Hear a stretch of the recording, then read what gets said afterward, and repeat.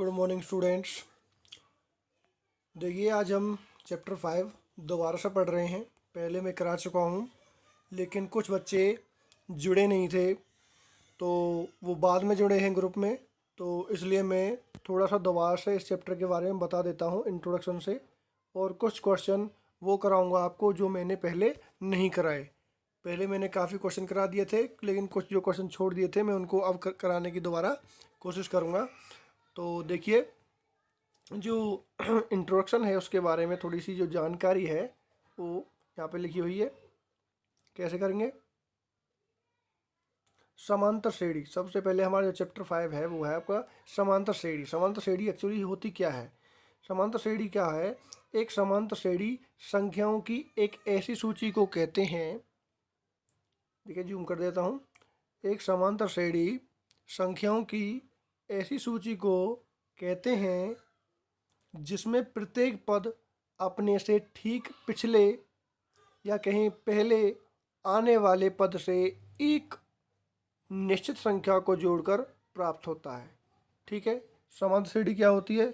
एक संख्याओं की ऐसी सूची होती है जिसमें प्रत्येक पद अपने से ठीक पहले पद, ठीक है, मतलब जो पिछला पद होगा अब और जो उसका अगला पद होगा, तो जो पिछला पद है वो अगले पद में एक निश्चित संख्या को जोड़कर प्राप्त होता है। इस निश्चित संख्या को हम सार्वंतर डी कहते हैं। जो भी हम जोड़ेंगे उसको हम कहेंगे सार्वंतर डी। ठीक है, तो ये हमारा हो गया समांतर श्रेणी। समांतर श्रेणी क्या होती है? ठीक है, अपने से जो आपका ठीक पहले वाला जो होगा उसमें एक निश्चित संख्या को जोड़ेंगे और जोड़ने पर जो अगला हमारे पास पद प्राप्त होगा, ठीक है, और ऐसे ही उससे अगला अगर हमें पद जो है प्राप्त करना है तो उसमें एक निश्चित संख्या को जोड़ेंगे तो वो हमें प्राप्त होगा। तो देखिए अब नेक्स्ट क्वेश्चन, उसका जो पॉइंट है वो आपका है एक एपी क्या व्यापक रूप a plus d, a plus 2d, a plus 3d और a plus 4d dot dot dot है। मतलब जो आपका एक एपी होता है उसका क्या है कि उसका व्यापक रूप को हम ये कह सकते हैं कि हमें जब कभी एपी को लिखना होगा तो हम इस रूप में लिखेंगे a comma a plus d comma a plus 2d comma a plus 3d comma a plus 4d dot dot dot, इस प्रकार से चलता रहेगा। ठीक है, ये एपी का व्यापक रूप है। एक नंबर में क्वेश्चन आ जाता है। अब तीसरा पॉइंट है, यहाँ पर पहला पद क्या होता है? यहाँ पर पहला पद जो ए होता है ए, ये ठीक है, ये ए है। और सार्वंतर को क्या कहते हैं हम? डी। मैं यहाँ पे बता चुका हूँ आपको। सार्वंतर का मतलब डी, डी मतलब कॉमन डिफरेंस, कॉमन डिफरेंस। सार्व मतलब कॉमन, अंतर मतलब डिफरेंस, तो इसलिए इसको डी से डिनोट करते हैं। ठीक है, डिफरेंस से, डिफरेंस मतलब अंतर। ठीक है, अगला जो है इसका पॉइंट फोर्थ है। फोर्थ पॉइंट में क्या है? संख्याओं की एक दी गई सूची एपी होती है। संख्याओं की कोई भी एक सूची है वो एपी होगी। कब होगी? यदि अंतरों a2 माइनस ए1 या कहें a3 माइनस ए2 या कहें a4 माइनस ए3 या हम ये कहें a5 minus A4 dot dot dot से एक ही समान प्राप्त हो, एक ही समान मान प्राप्त हो। ठीक है, मतलब ये क्या कह रहा है कि अगर हम किसी को भी हम एपी कहेंगे, समांतर एपी मतलब समांतर श्रेणी, अर्थमेटिक प्रोग्रेशन। अर्थमेटिक प्रोग्रेशन मतलब हिंदी में बोलते हैं समांतर श्रेणी। तो हम समांतर श्रेणी किसी को भी सूची को हम कैसे कहेंगे? जब कहेंगे जब उनका डिफरेंस समान होगा, कॉमन डिफरेंस जो है वो आपका समान होगा। और कॉमन डिफरेंस का फॉर्मूला होता है ये डी बराबर a2 माइनस ए1। ठीक है, डी बराबर जो होता है वो होता है a2 माइनस ए1, मतलब पिछले पद में से अगला पद घटाना। ठीक है, ऐसे a3 माइनस ए2, ठीक है, 3 में से 2 घटा रहे हैं। ऐसे a4 माइनस ए3 पिछले में से, ठीक है, अगले में से पिछला हमें घटा दे रहे हैं यहाँ पे। और a5 माइनस ए4, तो मतलब a5 में से हम उससे पिछले वाला जो है वो घटा रहे हैं। तो ये सब क्या है? डी के फॉर्मूला है। डी मतलब कॉमन डिफरेंस, सार्व अंतर निकालने का फॉर्मूला। अगर सार्व अंतर समान है तो हम ये कहेंगे वो एक एपी है। मतलब इनको घटाने पर मान लीजिए a3 और a2 को घटाने के बाद भी आंसर हमारे पास एक आता है, और a4 में से a3 घटाने के बाद भी हमारे पास एक आता है, तो हम ये कहेंगे कि सार्वंतर समान है। कि जैसे यहाँ एक आ गया, यहाँ भी एक आ गया, सार्वंतर समान है। और सार्वंतर समान है तो इसका मतलब वो एक एपी है। ठीक है, आगे क्वेश्चन जब आप करेंगे तो आपको ये समझ में आ जाएगा। अब आगे की बात करते हैं पॉइंट 5 की। ए को a1 कहा जाता है, ए को a1 या पहला पद भी कहते हैं। ठीक है, A1 कह दीजिए वो पहला पद होगा, A कह दीजिए वो भी पहला ही पद होगा। ठीक है, और A+D को हम क्या कहेंगे, A2 कहेंगे, A2। और A2 का क्या मतलब होगा, दूसरा पद, A2 या दूसरा पद। ठीक है, और A+2D को A3 कहेंगे, A+2D को A3 कहेंगे, और A+4D को हम क्या कहेंगे, A+4D को हम चौथा पद कहेंगे। ठीक है, A+3D कह सकते हैं उसको, A4 को A+3D A4 हो जाएगा, और A+4D को A5 कह सकते हैं हम। मतलब जो A5 है, A5 को लिखेंगे A+4D।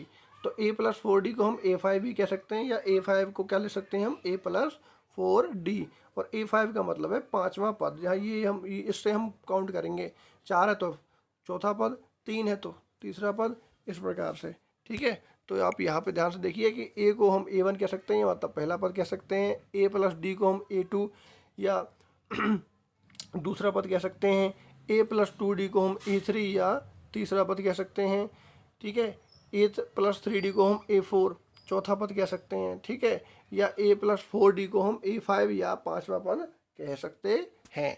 ठीक है, तो आपको पता होना चाहिए कि भाई पहला पद कौन सा होता है, दूसरा पद कौन सा होता है, तो ये इनसे पता चलेगा। A+4D का क्या मतलब आपसे पूछ लीजिए जाए, इसका मतलब पांचवा पद। ठीक है, अगर आपसे पूछ लिया जाए A+3D का क्या मतलब चौथा पद। इस प्रकार ये आगे तक चलता रहेगा। अगर मैं ये कहूँ A+6D, A+6D का क्या मतलब होगा, A+6D का मतलब होगा A7 सातवां पद। ठीक है, सातवां पद। अगर मैं लिख दूँ A+9D का क्या मतलब, A+9D का मतलब है A10 10वां पद। ठीक है, तो आगे इसका जो अगला जो पॉइंट है वो देखिए, क्वेश्चन जो आपका जो पॉइंट है वो आपका है 6। AP का nवां पद ज्ञात करने के लिए सूत्र, AP का nवां पद ज्ञात करने के लिए सूत्र क्या है, AN बराबर होगा A+n-1 इंटू डी। ठीक है, ये AP का nवां पद निकालने के लिए फॉर्मूला है। ये AP का nवां पद निकालने के लिए फॉर्मूला है। जब भी आपका nवां पद निकालना होगा तो आपको ये फॉर्मूला इस्तेमाल करना होगा, AN बराबर A+n-1 इंटू डी। यहाँ पर A क्या है बता चुका हूँ मैं, A है पहला पद, और D क्या है यहाँ पर सार्व अंतर। क्लियर। अब उसके बाद बात करेंगे हम सातवें पॉइंट की। 7 पॉइंट क्या है, 7 पॉइंट आपका ये वाला है, AP या समांतर श्रेणी के प्रथम n पदों का योग, n पदों का योग का मतलब S सम, S का मतलब सम। ठीक है, ज्ञात करने के लिए सूत्र क्या होगा, AP या समांतर श्रेणी के प्रथम n पदों का योग ज्ञात करने के लिए सूत्र क्या होगा, सूत्र क्या है उसके लिए, ये आप देख रहे हैं, SN बराबर n/2 2a + n-1 into D. ठीक है, ये जो है आपका फॉर्मूला है ये कि AP के n पदों का योग निकालने के लिए।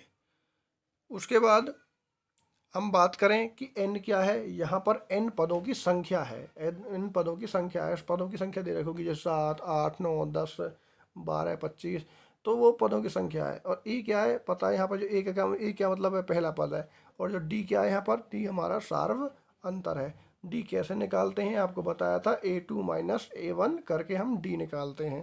ठीक है, और E जो होता है वो आपका पहला पद होता है जो दे रखा होता है, उसमें नहीं दे रखा होता है तो हम फॉर्मूले में लगाकर उसे निकाल लेते हैं।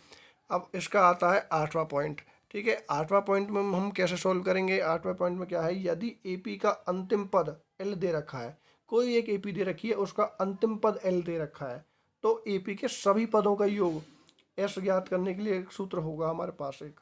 ठीक है, क्या होगा, अगर प्रथम आपको अंतिम पद दे रखा है और उनको AP के आपको सभी पदों का योग निकालना, तो उसके लिए फॉर्मूला है S बराबर n/2 a + l। ठीक है, ध्यान से देखना है, S बराबर n/2 a + l। कब लगेगा ये वाला फॉर्मूला, जब आपको अंतिम पद और पहला पद दिया हुआ है। ठीक है, पदों की संख्या दे रखी है, तो आप ये वाला फॉर्मूला लगाएंगे सम के लिए। ठीक है, S बराबर मतलब सम, और S बराबर n/2 बड़ी ब्रैकेट शुरू a + l।